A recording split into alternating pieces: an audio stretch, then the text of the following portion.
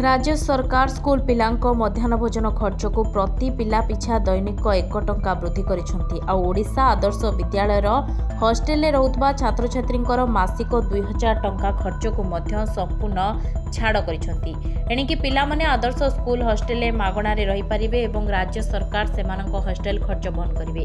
मुख्यमंत्री मोहन चरण माझी राज्य स्तरीय शिशु दिवस समारोह रे जोग देई एही घोषणा करिसेंती।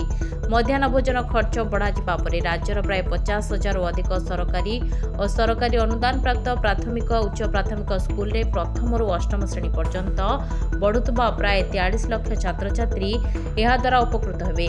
एबे प्रत्येक प्राथमिक स्कूल छात्र छात्री मध्याह्न भोजन खर्च बाबद राज्य सरकार दैनिक 5.90 टंका और उच्च प्राथमिक स्कूल छात्र छात्री 8.82 टंका देउछंती।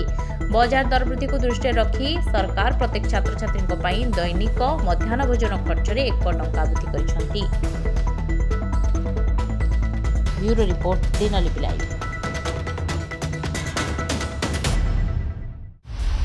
दिनलिपि लाइव को एबे ही लाइक शेयर सब्सक्राइब करंतु।